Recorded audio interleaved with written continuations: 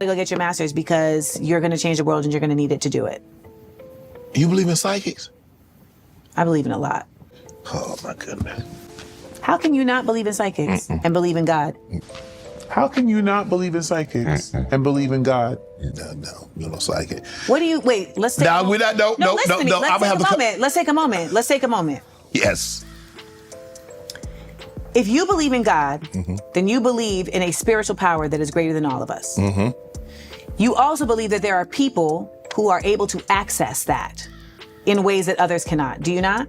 That's what our pastors do. That's what people who are Catholics believe priests are doing. And for all intents and purposes, when we pray, we are attempting to contact that power. We are attempting to, just let me finish. We are attempting to tap in to that power, to tap into that energy and bring it to us as we are continuing to bring it to them. Now, when we vilify the idea of psychics or witches, etc. When we vilify the idea of psychics or witches, etc. A lot of times what's mixed into that is shit that ain't got nothing to do with actual connection to spirit. Okay. There are people who are operating in dark spaces and dark places, but there are people who are tapped in that just have different names. And so the idea of a psychic, like I'm not calling him a psychic.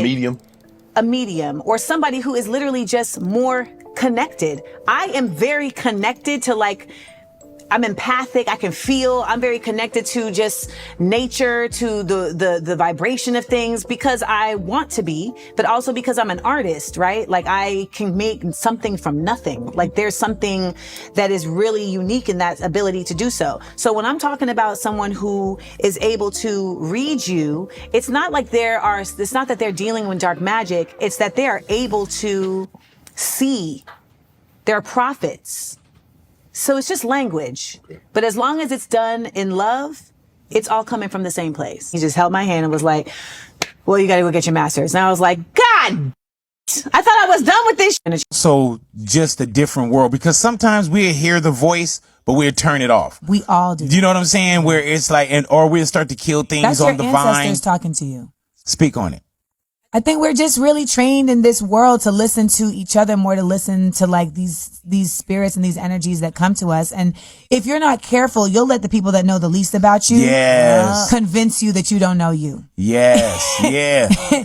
And, you know, when I really believe I'm guided. I really believe I have ancestors and angels that guide me and that have been here before. Like if you think about it, we're humans. We're engines. We combust. Okay. So we give off energy all day. Some people give off more energy than others. So like when we leave this earth, like we've left energy in the space that goes on, you know, and it resonates. So like the people that are around you and the people that have been here, like we're living amongst their energy. And I truly believe that like when certain omens and signs come to me, like it's energy that I have cultivated from those who have come before me to help me get through. Because I've made decisions that I didn't know where, you know. You didn't know where it came from. It just arrived to you. So much of what I say on Instagram just arrives to me. Yeah, and I'm talking about like real like life decisions where I was like, wow. This is something I needed right now. I found a scorpion in my house like a month ago. I don't live in the desert. Right. Oh. Okay? If there was a coyote in my house, that would have made sense. Right. But I found a 3-inch scorpion in my house. And when stuff like that happens, people can say I'm woo-woo or I'm like, listen, something like that, I'm like, I need to know. That felt like the ancestors being like, can you pay attention? How literal do we need to get? And I looked it up and a scorpion stands for like needing to be in isolation, needing to shore up your protections, needing to reevaluate like the things that you care, the things that you're being overprotective of and the things you're not being protective enough of. And it also is a symbol for like the necessity to let things die in order to be reborn. Isn't it easier sometimes to feel like just to walk through and not pay attention? I think that's what most people are doing. You know, like what's going on in the world, what's happening in the U.S., what's happening in our culture. It's crazy. And you know you're a witch, right? Like a what? You're a witch. Oh no. When I seen this, I was like, oh no. Go back and watch the rest of the video because you can see Tabitha clearly being like, no, I do not identify as such. Then she gets into how she identifies as a seer. Okay, and it was given very much, she's a hoodoo.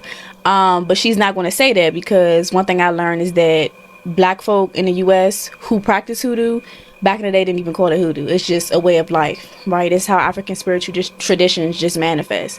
But to me, it's disrespectful to call myself a witch or call my ancestors witches. Like, it's a distinction between witches and hoodoos, witches and root workers, witches and conjurers. Like, some people use it as a way to reclaim spiritual traditions, but not realizing that cultural context is important. You know what I'm saying? That's a European Wiccan label, and I think that we should be very careful about what we identify with. And you know you're a witch, right? Like, a what? You're a witch. Oh, no. When I seen this, I was like, oh no. Go back and watch the rest of the video, because you can see Tabitha clearly being like, no, I do not identify as such. Then she gets into how she identifies. And you know you're a witch, right? Like, a what? You're a witch. Oh, no, I'm not a witch. Witches are good things. Yeah, but I just don't go by that. Okay. I mean, it's different words for the same. Unless you cast me as Glinda in the new Wizard of Oz. In which case,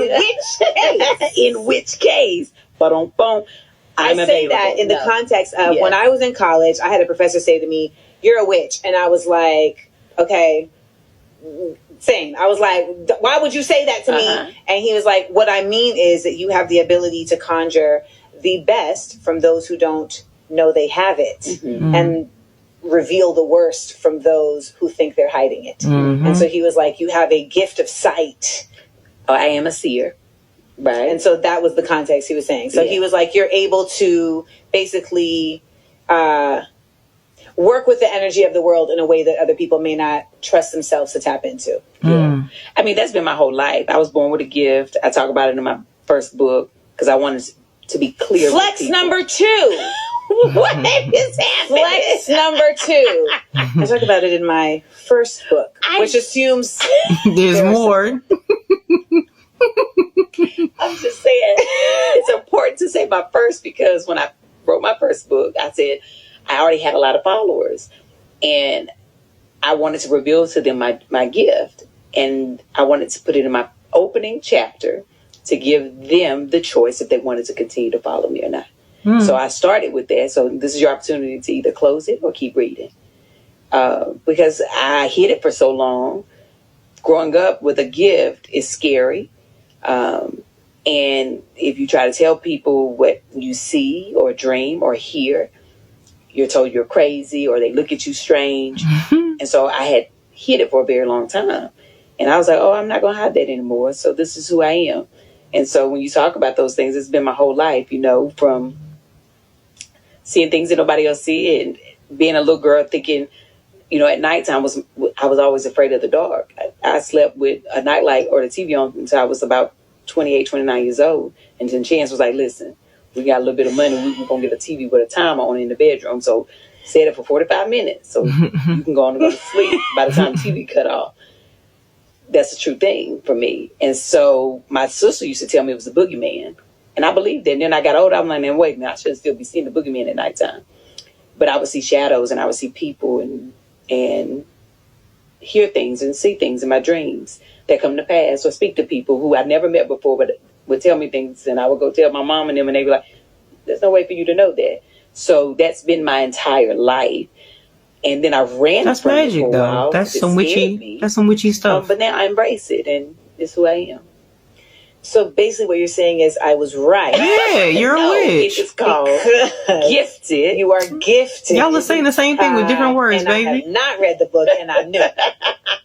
Flex.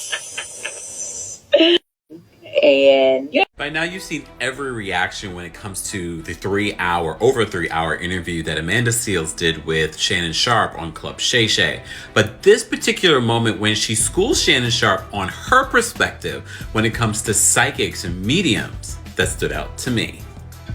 How can you not believe in psychics and believe in God? No, you're no psychic. What do you, wait, let's take No, we're not, no. Listen to me. Let's take a moment. Yes.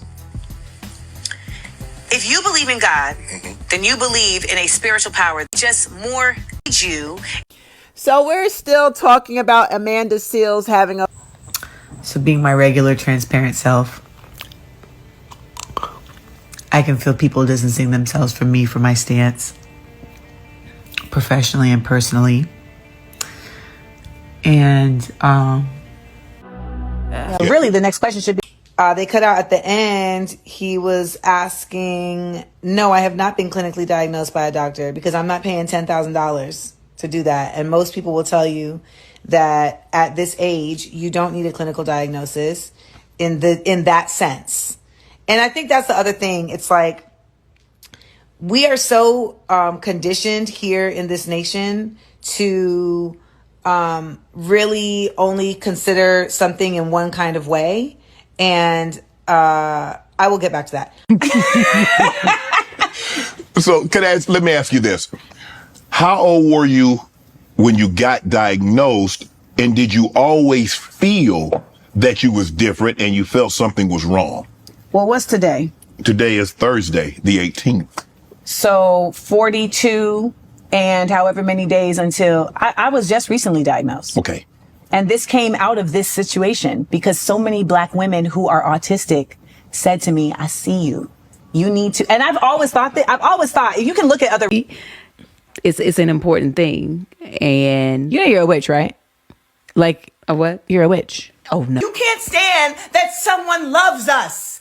Hey y'all, so as many of you know, I've practiced magic for maybe 5 years now, and I am obsessed with it. It's like my life, right? But okay, so I was gonna tweet this, but it turned out to be a little too long. The problem with Amanda Seales is that not only 2B. Because if I'm a 2C, you're not a 2C. Ain't what no am way. I? Like a 3B, 3. Pull the chart up. I can't give myself that. That ain't even right. You got a curl. I have a curl. The 2 is the wave. I have a curl. The 2 is the wave? Yeah, 2 is the wave. Like a beach wave. Yeah, like a wave. Yeah. Who got a wave? White people. Oh, see, here's the thing. This whole chart, I ain't never really with this chart in the first Apparently, place. it's really racist. Apparently. Yeah, it's a racist chart. It is. It's a bad chart. Okay, yes. Okay. So I just want to start there. So I never really assigned myself to the chart that way. But I thought the chart was only for our hair. I didn't know even white people. No, there's a whole on the chart too. There's a whole one. Oh my God.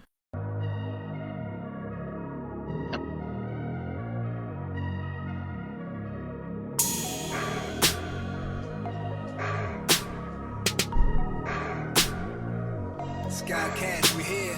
Bang club, she on my line, she in the bang club.